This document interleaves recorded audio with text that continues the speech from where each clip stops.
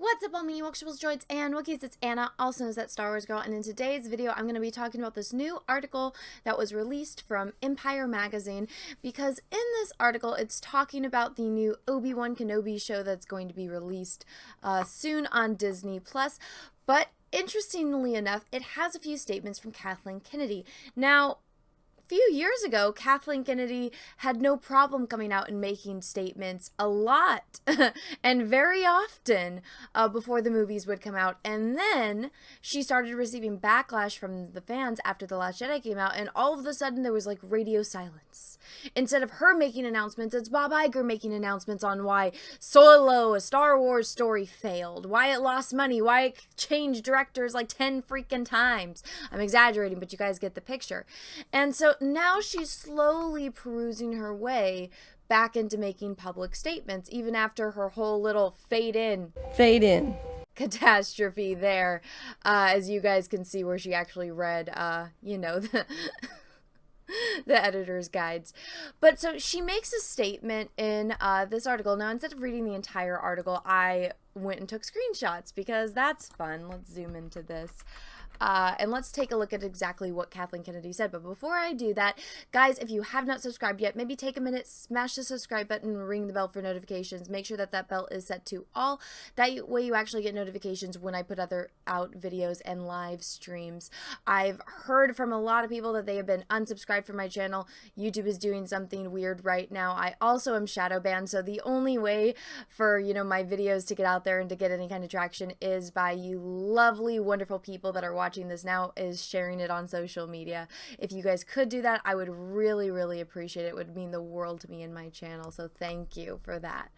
Now, let's see what Kathleen Kennedy had to say.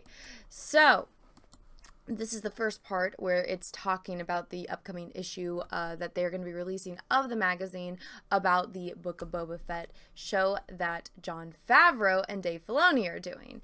Kathleen Kennedy, for those that do not know, if somebody is an executive producer on something, that literally just means that they hire everyone that works on it. They make sure that the project gets funded, and they make sure that everyone is there that needs to be there. That is what an executive producer does. So when you have someone like Jon Favreau and Dave Filoni that are working on it, that came up with the concept of it, that are, they want who they want to be on the show, then that happens. And Kathleen Kennedy, even though she's the president of Lucasfilm, she basically just signs the checks and makes sure that they get what they need to make the show, because guess what? They've proven that they can make her money, hence Baby Yoda. So this is what she has to say about the Obi-Wan Kenobi show. All right, it was Kathleen Kennedy opened up about the emotional reunion of McGregor and Christensen on set as they slipped back into these iconic flowing robes. The thing that was most exciting was being on the set and watching the two of them get excited, said Kennedy. They hadn't seen one another in a long time. I was surprised at just how incredibly emotional it was for each of them to find themselves back in these roles, and just realizing how important Star Wars was to each of them. It was the beginning of their careers. Well, I gotta disagree, and so does a lot of people here in this comment section. I think Colin was the one that posted it. It wasn't exactly the beginning of Ewan's career, nor was it the beginning of Hayden's career, but I mean, maybe it was funny. Didn't Natalie Portman say and Liam Neeson think that, after they did the Phantom Menace, they're like, I can never work in Hollywood again, it's ruined my career. So it's ironic that she says that. But you know what I find most ironic about this statement is, yeah, it is magical. I'm sure that Ewan and Hayden got really emotional getting back and seeing each other and picking up lightsabers again and practicing the choreography. I'm sure that felt amazing, and I'm sure that they were on cloud nine, and all of those emotions were rushing back because they've been Star Wars fans their entire lives as well. So let me put it to you this way. That was just them. Imagine if the sequel trilogy, because we're going to talk about that in a moment. Imagine if you guys, Disney, I'm speaking, that's who the you guys are. Imagine if Disney did this with Han, Luke, and Leia. Imagine if if they actually made an attempt to do justice and treat those characters with respect and treat those actors with respect.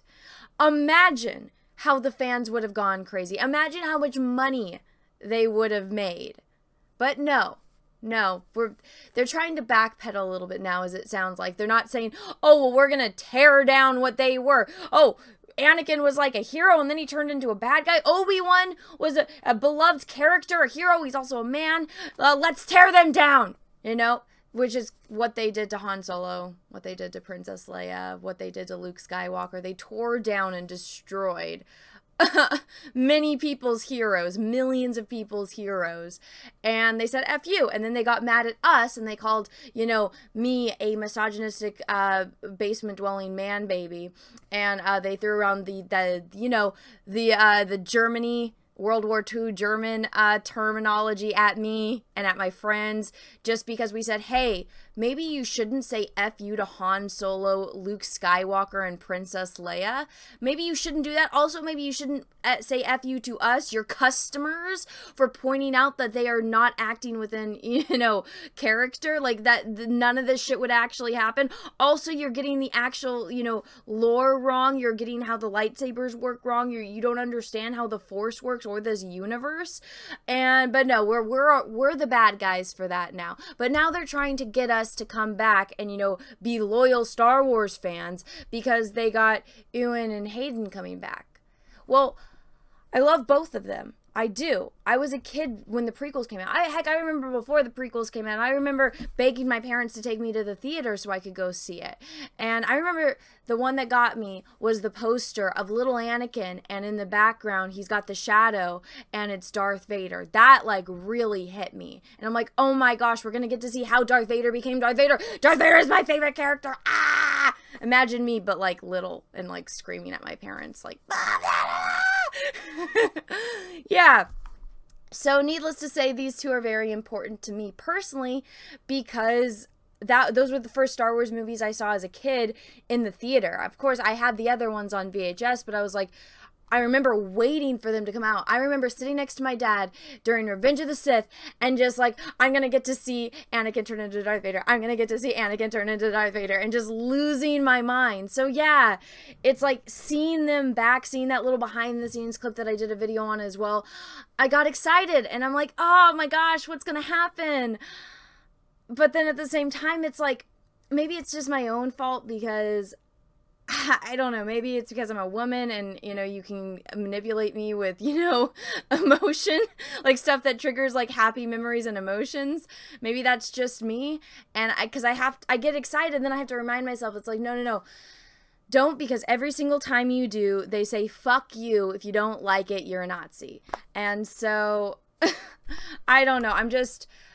I'm getting whiplash too much from it, and I don't like being manipulated in that way, but that's exactly what they're doing, so it makes me angry. And then this is what she has to say about the sequels, because remember I said she's going to talk about the sequel trilogy characters. Excuse me, the sequel fan fiction trilogy of Star Wars. Okay, so the Mandoverse shows, it sounds like there may be more stories to come involving the crew introduced in the most recent fan fiction sequel trilogy, which was warped up in the big screen with The Rise of Skywalker in 2019, wrapped up, excuse me. Certainly those are not characters we're going to forget. Tease, Kennedy, of that third generation of Star Wars heroes. They will live on. Those are conversations that are going on with the creative team as well. The Force is as strong as ever. Oh, yay. So we're going to get more Krylo. Or no, didn't he die? Are we going to get more Rose Tico? Are we going to get more Finn? Are we going to go get more Rey Palpatine? Oh, yay. Honestly, I don't know if, unless it's going to be comics or like novels, I don't think any of them will come back. Honestly, I've seen the way John Boyega is not a fan of Disney Star Wars. He's made his opinions on that perfectly clear. He was laughing at The Rise of Skywalker with they fly now. He's like, yeah, they've always been able to fly. I think Daisy Ridley is over it. I'm sure Adam Driver is over it. I'm sure Kelly Marie Tran is completely over it. I don't know if they do. I don't even know if they will come back unless they throw obscene amounts of money at them. But honestly, it seems like they got a lot more going on in all of their careers as compared to coming back and getting treated like trash. Or just treated like props that talk. That's honestly the way I think that they were treated, especially based on The Rise of Skywalker. So I don't know if they will, but I mean, we'll get more books. We'll get more comic books. And then if we don't like it, they can call us Nazis. Yay! Yay, goody. But so they really made it tease. Oh, look, Kathleen Kennedy said all this stuff. And it's like, no, she said like 2 sentences about that. But they are teasing this article, which will be linked down below, is literally just a teaser from Empire Magazine for their like big cover of the Mando show. So that was just like a little tease. There's probably going to be more once this article comes out. We shall see. But until then, everyone, thank you so much for watching this far through. If you like this video, once again, please smash the like button. If you didn't, that's okay too. Thank you so much for watching this far through. And once again, if you haven't subscribed yet, take a minute, smash the subscribe button or ring the bell for notifications. Make sure that the bell is set to all. That way you actually get notifications when I do videos and live streams. And please, please, please share the video. I am shadow banned, so it will really help me out and the channel with the algorithm, because YouTube's like, huh, you're saying things you don't like. Hide! Stay silent, whammon! And I'm like, bitch, I'll say what I want. That's what YouTube's for! But anyways, everyone, thank you so much for watching. I hope you all have a great rest of your day, morning, evening, afternoon. Until next time, everyone, may the force be with you, because we are really, really, really going to need it. Bye, everyone. Once again, thank you so much, everyone, for supporting my channel and my content. And I have a really exciting project that's live right now on IndieGoGo. Due to requests from those of you in the chat that have been watching for a long time, I did a whole transformation video on going rogue for Halloween this year, and some people suggested, hey, Anna, you should do a calendar. So I did. It's live now on IndieGoGo. The link is in the description of this video. Click it, go check it out, see the tiers that I have available, and thank you very much, everyone. I also have an Etsy where I sell prints of my original artwork, like oil paintings and drawings of various characters. So go check it out. Link is in the description of this video. Thank you so much, everyone. Have a great rest of your day.